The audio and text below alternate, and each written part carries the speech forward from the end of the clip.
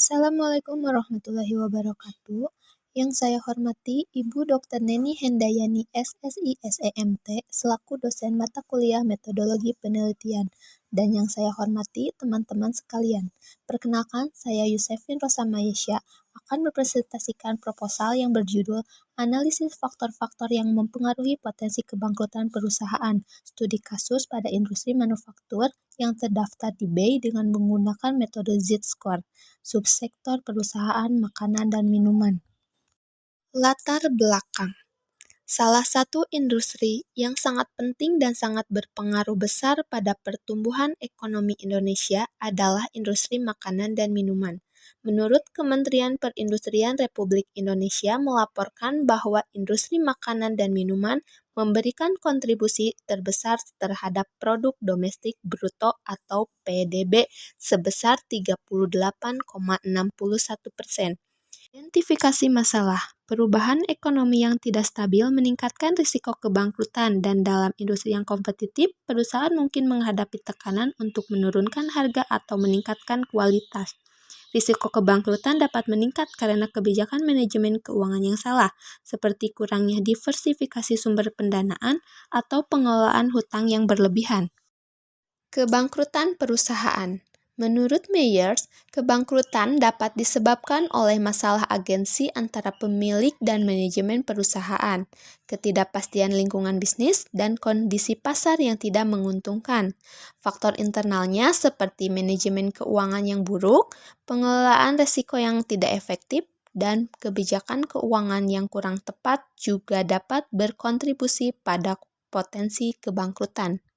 Kebangkrutan sangat identik dan erat kaitannya dengan kegagalan, antara lain, yang pertama, kegagalan ekonomi suatu perusahaan, yang kedua, kegagalan bisnis perusahaan, yang ketiga, kegagalan dalam memenuhi kewajiban secara teknis, yang keempat, kegagalan melunasi kewajiban secara total, dan yang kelima, kegagalan secara hukum perusahaan. Faktor-faktor yang mempengaruhi kebangkrutan. Yang pertama, ada faktor internal, seperti profitabilitas, likuiditas, dan leverage, sering dianggap sebagai ukuran kesehatan keuangan perusahaan. Yang kedua, faktor eksternal, seperti pasar, kebijakan pemerintah, dan kondisi ekonomi juga dapat berpengaruh. Metode Z-Score dalam analisis kebangkrutan. Metode Z-Score yang diciptakan oleh Altman pada tahun 1968 telah menjadi alat analisis yang populer untuk menilai potensi kebangkrutan perusahaan. Metode ini menggabungkan beberapa rasio keuangan menjadi satu skor yang dapat digunakan untuk dikategorikan perusahaan ke dalam kategori sehat, beresiko mengalami kesulitan keuangan, atau beresiko kebangkrutan. Populasi dan sampel. Menurut Sugiono, populasi dapat diartikan sebagai wilayah generalisasi yang terdiri atas objek atau subjek yang memiliki kualitas dan karakteristik tertentu yang ditetapkan oleh peneliti untuk dipelajari dan kemudian ditarik kesimpulan. Sedangkan sampel menurut Ari Kunto merupakan sebagian populasi yang diteliti. Pada tahun 2023, ada 26 perusahaan makanan dan minuman yang terdaftar di BEI, 5 diantaranya.